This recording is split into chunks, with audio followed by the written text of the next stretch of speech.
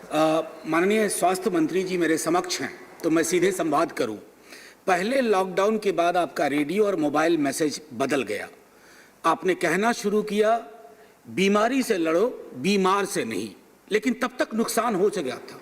देश में लोग बीमार से लड़ने लगे थे। एक राज्य है जहां सिंगल सोर्स नाम का एक डेटा आने लगा, और भी टेलीविजन डिबेट्स देख लीजिए उस दौर की, वो हमारे बौने कद को दर्शाता है। माननीय मंत्री महोदय, मैं जानता हूं आपके नेतृत्व में पूरा देश, हम सब मिलकर के कोरोना संक्रमण से तो निकल लेंगे, आज नहीं तो कल।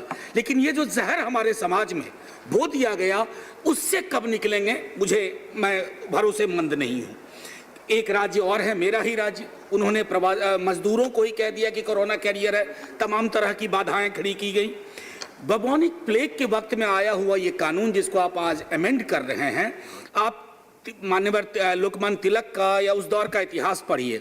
ये कई दफा आर्बिट्ररी अरेस्ट को भी एक सबब बन जाता था। लोगों ने इस पर विस्तार से लिखा है। अभी हाल में उत्तर प्रदेश में आपके ऑर्डिनेंस को इन्वोक करके एंटी-सीएए प्रोटेस्टर्स अरेस्ट किए गए हैं। अब मैं कुछ मूल जो एक्ट में चीजें हैं उस पर आता हूं सर।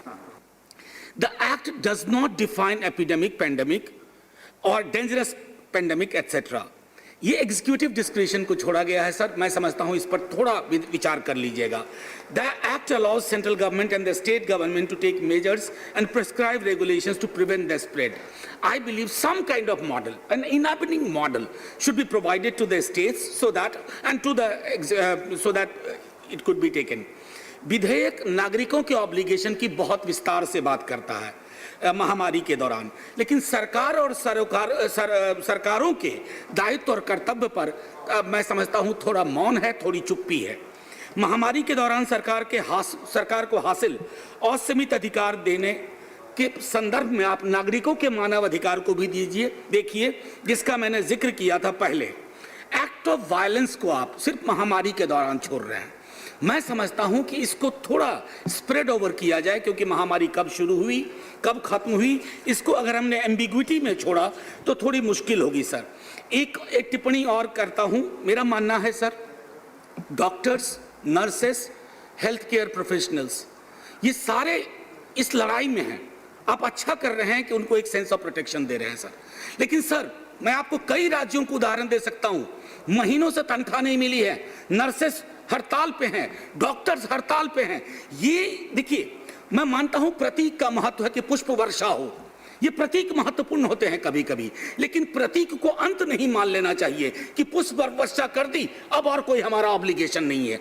मैं समझता हूं सर, हम लोग प्रतीकों में जीने लगे हैं। ताली, थाली, पुष्प वर्षा, ये सब जरूरी हैं, लेकिन इनसे ज्यादा जरूरी है इंसानी जिंदगियों में दखल देना, उनके जिंदगी के कोहराम को बचाना। और मैं समझता हूं वहां सर थोड़ी कमी रही है। और आखिरी में फिर मैं एक कह करके खत्म करूंगा। एक बार सर, आप माननीय स्वास्थ्य मंत्री जी बहुत संजीदा व्यक्ति हैं, आप खुद याद कीजिए कि मार्च और अप्रैल के महीने में हमारे टेलीविजन पे क्या चल रहा था। हम कोरोना संक्रमण से नहीं लड़ रहे थे, हम लड़ रहे थे अपने लोगों से। ठेले वाले पर अटैक हो रहा था, उनकी सब्जियों को फेंका जा रहा था। सर, हर जिंदगी महत्वपूर्ण है। और ये क्यों हुआ? क्योंकि बस 30 सेकंड सर, जय हिंद बोलने से पहले मैं सिर्फ इतना कहना चाहता हूं सर, एक वैज्ञानिक दृष्टिकोण से अगर हमने शुरू से ये लड़ाई लड़ी होती तो हमारे समाज में इतने बाड़े नहीं होते, इतने बैरिकेड्स नहीं होते, सोच और समझ में इतनी संकीर्णता नहीं होती। आज हम सर, फिर से मैं कहूंगा, हम बीमारी से कम बीमार से ज्यादा लड़ रहे हैं। हमने कोरोना को ऐसा बना दिया कि हर आदमी मार्च और अप्रैल के महीने में पॉजिटिव होने के बाद भी बताता नहीं था, अरे मैं कोरोना पर, मैं क्या, ये सोच कहां से आई? ये सोच अवैज्ञानिक दृष्टिकोण से आई। इसलिए मैं इन बातों को कह करके अपनी बात खत्म करता हूं। अभी कोविड के समय में इस एक्ट को, जो अमेंडमेंट को लाने के साथ साथ हमने उस विषय को भी साइमल्टेनियसली जब एग्रेसिवली और परस्यू किया, तो हमें 10 स्टेट्स के लगभग और सुझाव उसके अंदर प्राप्त हुए। और अभी हमारे पास 14 स्टेट्स का जो नेशनल पब्लिक हेल्थ एक्ट है, उसको देश के सामने प्रस्तुत करने के संदर्भ में हमारे पास उनका इन्वॉल्वमेंट ऑलरेडी है। तो एक तो मैं सभी माननीय सदस्यों को बताना चाहता हूं कि सभी संबंधित जो विषय हैं, जो कि शायद एपिडेमिक्स एक्ट में ना कवर होते हों या नेशनल डिज़ास्टर मैनेजमेंट एक्ट में ना कवर होते हो, उन सब के बारे में एक कॉम्प्रिहेंसिव तरीके से हम नेशनल पब्लिक हेल्थ पर बहुत प्रोएक्टिवली एग्रेसिवली काम कर रहे हैं और जैसे ही वो तैयार हो जाएगा वो निश्चित रूप से सदन के सम्मुख प्रस्तुत किया जाएगा। जहाँ तक जो आनंद शर्मा जी ने अंत में सुझाव दिया, मैंने उस दिन जब जवाब दिया था कोविड की डिबेट पर तब भी बताया था कि जो हमारा अभी आने वाले समय के अंदर जो आत्मनिर्भर प्रधानमंत्री आत्मनिर्भर स्वस्थ भारत योजना है, जिसके लिए मैंने अपने जो स्टेटमेंट में भी जिक्र किया था और उसके लिए 65,000 करोड़ रुपए की किस प्रकार से क्या क्या चीज़ों पर व्यय होना है, उसके बारे में जो योजना है उसके बारे में भी उल्लेख किया था।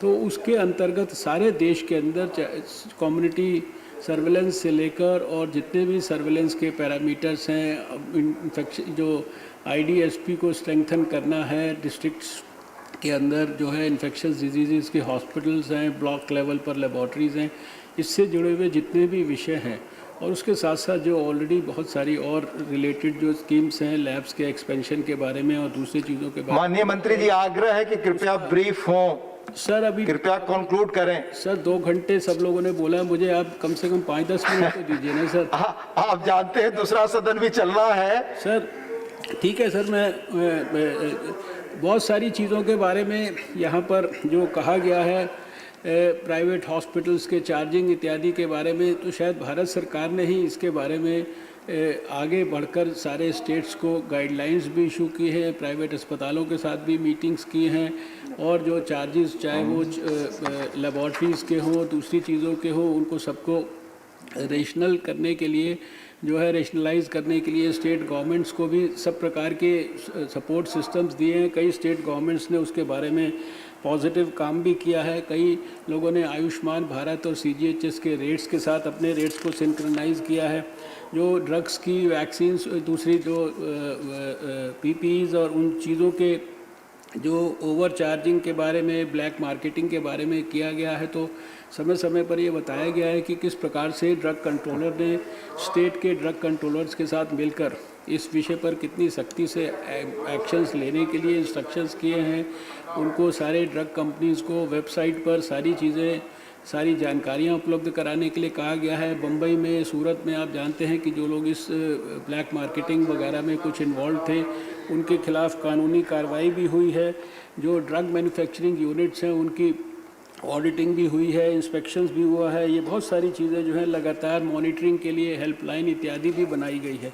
कोई ऐसा विषय नहीं है जिसको कि हम लोगों ने आशा वर्कर्स के बारे में कहा गया है। ये सारे माननीय मंत्री जी प्लीज आशा वर्कर्स ऑलरेडी इस सब के अंदर जो है डेड बॉडीज़ के बारे में भी सर गाइडलाइंस इशू की गई हैं। जो अतिरिक्त जो वेतन इत्यादि के बारे में कहा गया है, तो नेशनल डिज़ास्टर मैनेजमेंट के अंदर जो स्टेट्स को पर्याप्त मात्रा में उसके अंतर्गत भी और जो हमारा नेशनल हेल्थ मिशन है उसके अंदर जो है पर्याप्त मात्रा में सर फंड्स भी दिए गए हैं उनको सैलरीज देने के लिए, और बहुत सारे स्टेट्स ने उसका हम लोगों को कंप्लायंस भी दिया है। मैंने उस दिन अपने जवाब में भी कहा था कि PPEs इत्यादि जिसके बारे में अभी भी लोगों ने चर्चा की है, इतनी मात्रा के अंदर PPEs और वेंटिलेटर्स और N95 मास्क स्टेट्स को दिए हैं। बहुत सारे स्टेट्स ने तो हम लोगों को उनको रिसीव करने के लिए उनके पास स्थान नहीं है रखने का। इसके बारे में भी जो है बहुत सारी जो हमारे जो मेडन स्पीच दी गई उसके संदर्भ में मुझे इतना कहना है कि माननीय मंत्री जी प्लीज समय का ध्यान रखिए सर। सिर्फ प्लीज 5 मिनट और सर, सिर्फ 5 मिनट। मेडन स्पीच के बारे में मुझे इतना केवल कहना है कि प्रधानमंत्री जी ने विषम परिस्थितियों के बावजूद किस प्रकार से प्रधानमंत्री आत्मनिर्भर भारत की और प्रधानमंत्री गरीब कल्याण योजनाएं और स्वास्थ्य के लिए जो योजनाएं जिनका मैंने बहुत विस्तार से उस दिन उल्लेख किया था, वो सारा का सारा प्रस्तुत किया है। एक राष्ट्रीय नेता के एक ट्वीट के साथ साथ अगर इस देश को ये भी बताया जाता उस स्पीच में कि पिछले 9 महीने में कोरोना वॉरियर्स के लिए अस्पतालों के अंदर विज़िट करके दूसरे स्थानों पर कोरोना को देश में कंट्रोल करने के लिए हमारे राष्ट्रीय नेता ने क्या क्या किया, तो शायद वो मुझे लगता है कि ज़्यादा प्रासंगिक। माननीय मंत्री जी प्लीज खत्म करें आप सर प्लीज। जो अभी सर अब ये बहुत सारी बातें हैं जो यहाँ पर कही गई हैं, जिनका मैं समझता हूँ कि सर उल्लेख जवाब मैंने। माननीय मंत्री जी प्लीज खत्म करें। ठीक है सर, आप चाहते हैं कि मैं नहीं सर, आप भी जानते हैं। मैं ठीक है सर, मैं अपनी बात को ये एक अंतिम बात कहकर मैं समाप्त करता हूँ। 14 अगस्त को मैं ऑल इंडिया इंस्टीट्यूट में एक कार्यक्रम में गया था। रेजिडेंट डॉक्टर्स ने वहाँ पर ब्लड डोनेशन कैंप ऑर्गेनाइज़ किया था, और जब मैं गया तो उन्होंने मुझे एक तस्वीर के सामने ले जाकर खड़ा किया और एक माइक दिया। उस तस्वीर पे भारत का नक्शा था और हर स्टेट के अंदर जो कोरोना वॉरियर्स, चाहे वो डॉक्टर्स थे, चाहे वो नर्सिस थे, चाहे वो दूसरे स्वास्थ्य से जुड़े हुए कर्मचारी थे, उनकी तस्वीर के साथ उसको पूरे देश के नक्शे के ऊपर लगाया था। मेरी आंखों से जो आंसू हैं वो डबडबाने लगे, वातावरण बहुत इमोशनल हो गया, और 245 ऐसे लोगों की तस्वीर उन्होंने हमें दिखाई।